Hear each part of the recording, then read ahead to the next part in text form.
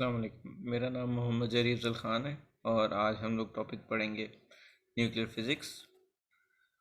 आज हमने जो डिस्कस करना है वो एक तो इंट्रोडक्शन के न्यूक्लियर फ़िज़िक्स है क्या, दूसरा ये कि हम लोग जो उससे न्यूक्लियर पार्टिकल्स मैटर आता है रेडिएशन से, वो हम लोग पढ़ेंगे कि कौन कौन सा होता है, क्या उनकी कैरेक्टरिस्टिक्स होती हैं, वो सारा कुछ हम लोग पढ़ेंगे। तो चलो हम लोग स्टार्ट करते हैं।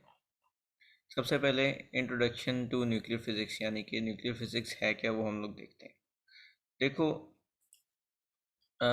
यहाँ पे सबसे पहला एलिमेंट लिखा हुआ है कि study of atomic nuclei and their constituents and interactions लिखा हुआ है। कहने का मतलब ये है कि एटॉमिक न्यूक्लियस जो होता है, जो एटम का न्यूक्लियस होता है ना, उसके जो कॉन्स्टिट्यूएंट्स होते हैं वो, और nucleus in as a whole, उसकी स्टडी क्या होती है। ठीक है, that is called nuclear physics. ठीक है, यानी कि स्टडी ऑफ उसका न्यूक्लियस और उसके कॉन्स्टिट्यूएंट्स। कॉन्स्टिट्यूएंट्स क्या होते हैं न्यूक्लियस के?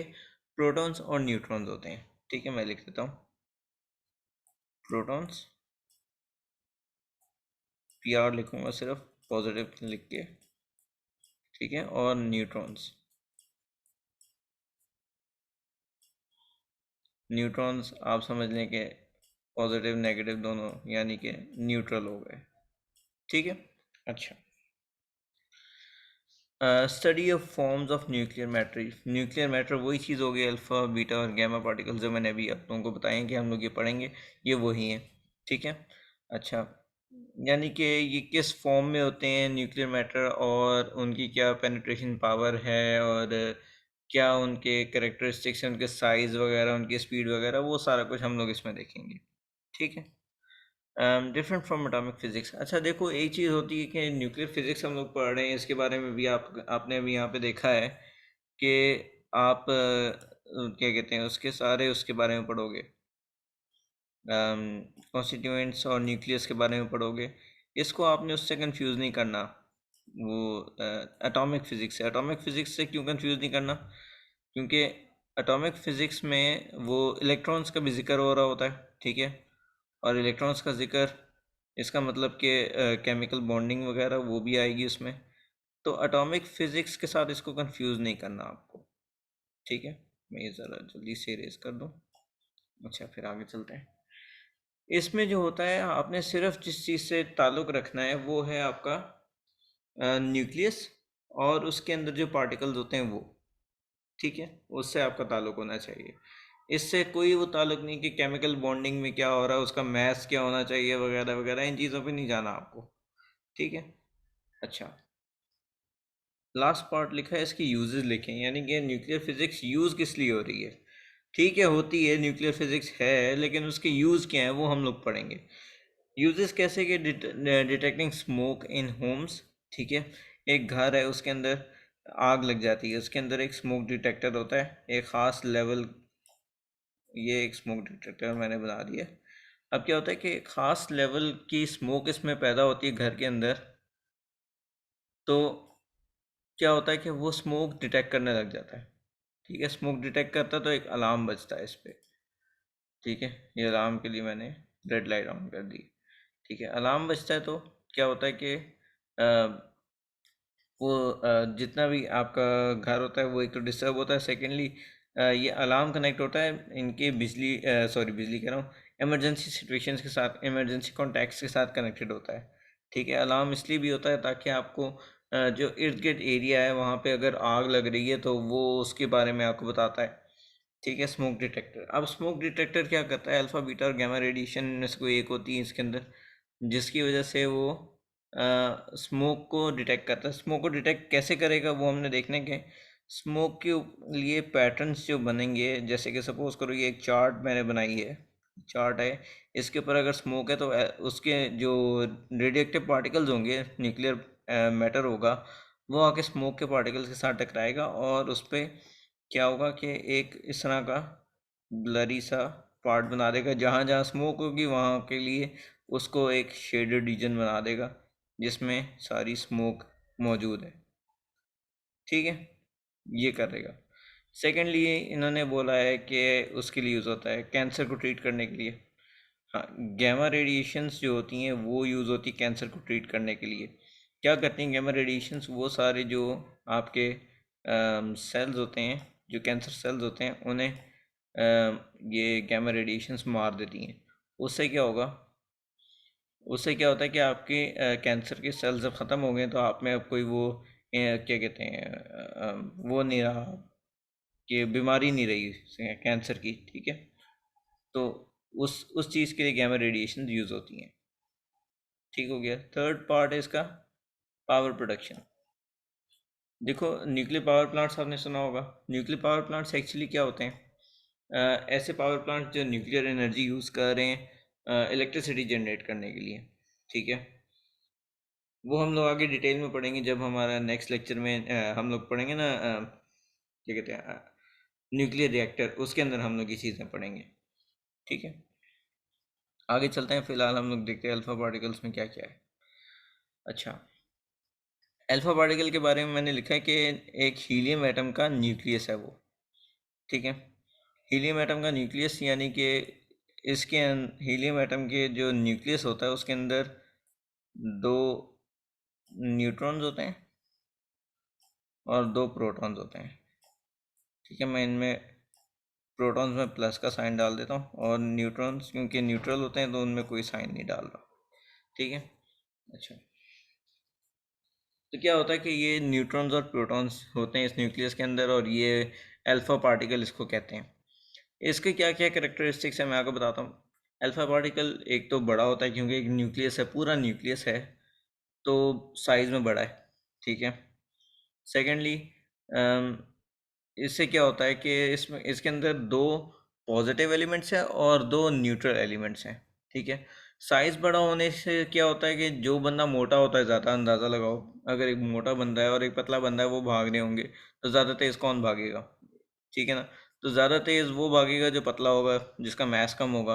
इसका मैस ज़्यादा है, इस वजह से इसकी स्पीड कम होगी, ठीक है। इसकी speed compare to other elements कम हो जाएगी, ठीक है।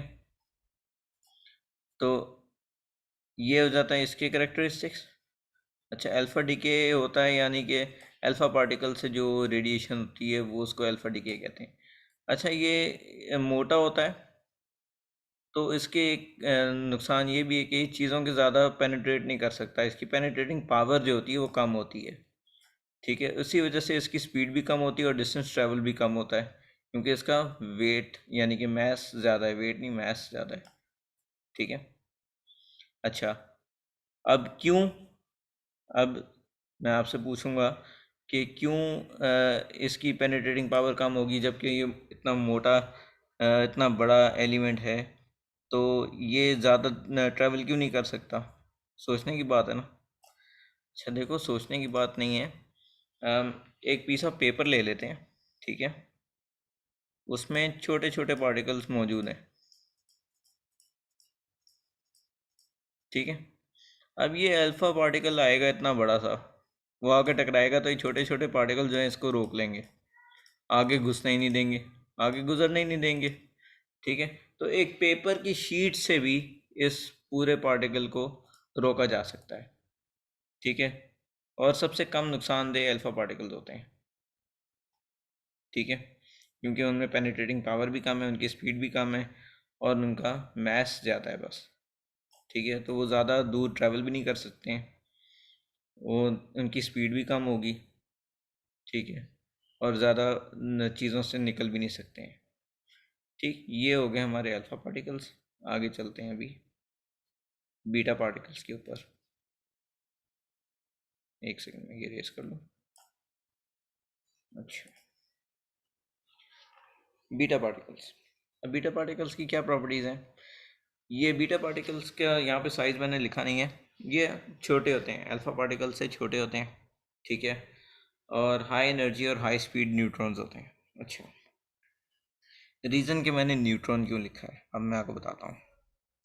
न्यूट्रॉन होता है, उसके अंदर दो तरह के एलिमेंट्स होते हैं। देखो, न्यूक्लियस के अंदर दो तरह के एलिमेंट्स होते हैं, एक न्यूट्रॉन होता है और एक प्रोटॉन होता है, ठीक है।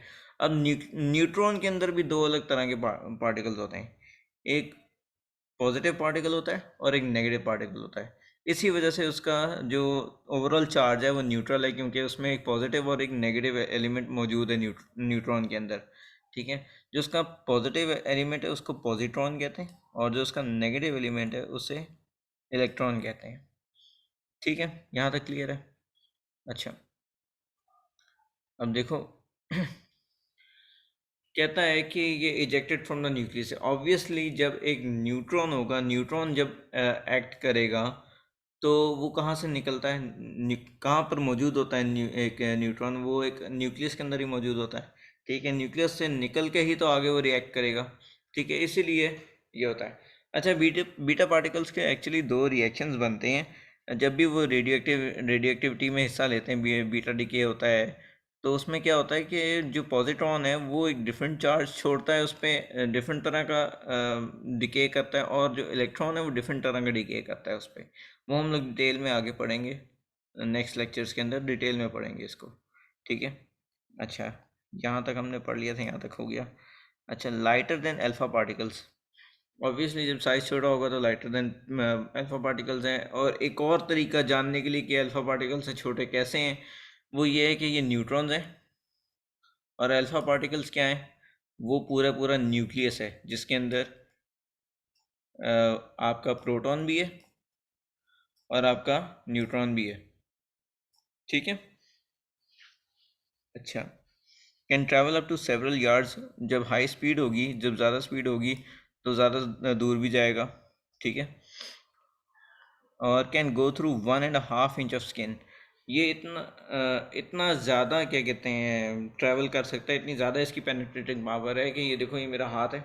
ठीक है, मेरा हाथ नज़र आ रहा है। इस हाथ में ये स्किन आउटर लेयर है सिर्फ। मेरी आउटर लेयर की 1.5 इंच थिकनेस बना दो आउटर लेयर की, तो वो उसको भी पेनिट्रेट करके निकल जाएगा, इतनी ज़्यादा इसकी पेनिट्रेटिंग पावर है। ठीक है, तो कहने का मतलब इसकी penetrating power compare to alpha particle बहुत ज़्यादा होती है।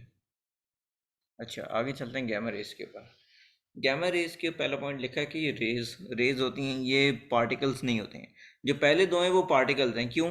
क्योंकि वो दो स्पेसिफिक क्या कहते हैं बॉडीज़ हैं, जैसे कि एक न्यूक्लियस है और एक न्यूट्रॉन है।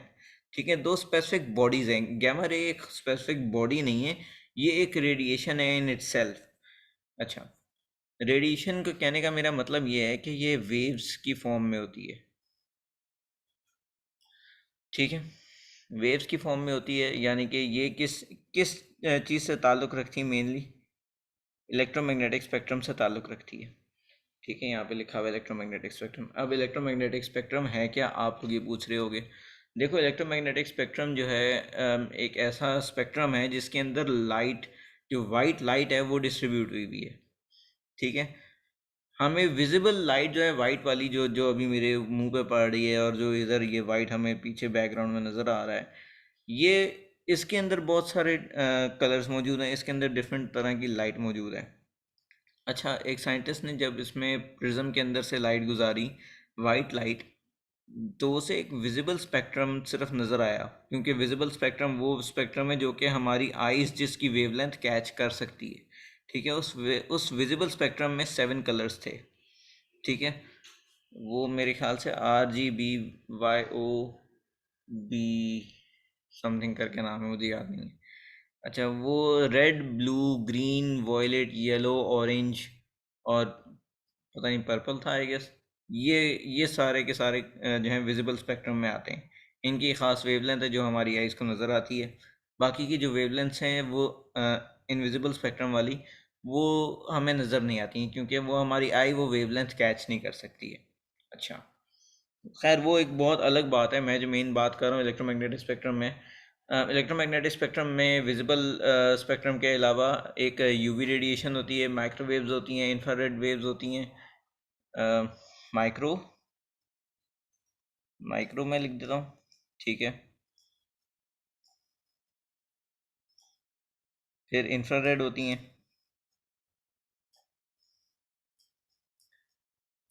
ये इनविजिबल स्पेक्ट्रम मैं आपको बता रहा हूँ। ठीक है, इंफ्रारेड होती हैं, फिर उसके बाद मैंने आपको बताया है कि रेडियो वेव्स होती हैं, रेडियो वेव्स। ठीक है, फिर अल्ट्रा वायलेट होती है यूवी जिसे कहते हैं, यूवी रेडिएशन जिसे कहते हैं अल्ट्रा वायलेट, ठीक है। और हमारे पास और क्या होता है, गैमा रेज। ये जो गैमा रेज है इसका सिंबल यूं होता है, वाई, वाई और आर का मिक्सचर एक होता है, ठीक है। ये सारी इनविजिबल स्पेक्ट्रम में आती हैं। गैमा रेज इस स्पेक्ट्रम का हिस्सा है, इनविजिबल स्पेक्ट्रम का, और पूरे इलेक्ट्रोमैग्नेटिक स्पेक्ट्रम में इसकी सबसे छोटी वेवलेंथ है। छोटी वेवलेंथ का मतलब क्या होता है, छोटी वेवलेंथ होने से क्या फ़र्क पड़ता है, आपका क्वेश्चन होगा। छोटी वेवलेंथ होने का फ़र्क ये पड़ता है कि इसकी स्पीड इंतहाई ज़्यादा है, बहुत तेज़ स्पीड है इसकी। जब बहुत ज़्यादा स्पीड होती है तो आप बहुत ज़्यादा डिस्टेंस कवर कर सकते हो, ऐसा ही, ठीक है। यानी कि वेवलेंथ यानी कि एक इसके पीक पॉइंट से दूसरे पीक पॉइंट तक का जो डिस्टेंस है सबसे छोटा है, सबसे छोटा है। अच्छा, होता क्या है कि ये अगर इसकी वेवलेंथ कम होगी ना तो इसकी स्पीड ज़्यादा होगी। कैसे मैं बता सकता हूँ ये बात कि स्पीड ज़्यादा होगी, एक सेकंड के अंदर इसकी नंबर ऑफ़ वेव्स बहुत ज़्यादा है, यानी कि इसकी फ्रीक्वेंसी बहुत ज़्यादा है, समझ आई बात। तो ये वो इस तरह से इसकी स्पीड ज़्यादा होती है, ज़्यादा डिस्टेंस भी ट्रैवल कर सकती है। और ये सबसे ज़्यादा एनर्जेटिक ऑब्जेक्ट्स जो यूनिवर्स में होते हैं उनसे बनती है। सबसे बड़ा एग्जांपल इसका जो है वो सन की रेडिएशन है, वहाँ से भी गैमा रेडिएशन वगैरह होती हैं, ठीक है। ब्लैक होल्स जिन जिन पे मैं यकीन नहीं रखता उनसे भी गैमा रेडिएशन प्रोड्यूस होती है, ठीक है। साइंस कहती है, फिज़िक्स कहती है कि है, लेकिन मैं यकीन नहीं रखता, ठीक है, ब्लैक होल्स पे, बट हैं, ठीक। तो ये था आज का लेक्चर। आपको कोई मुश्किल हो, कोई क्वेश्चंस हो तो आप कमेंट्स में लिख दें, आई विल बी प्रेजेंट और मैं आपको आंसर कर दूंगा, ठीक है। थैंक यू, अल्लाह हाफिज़।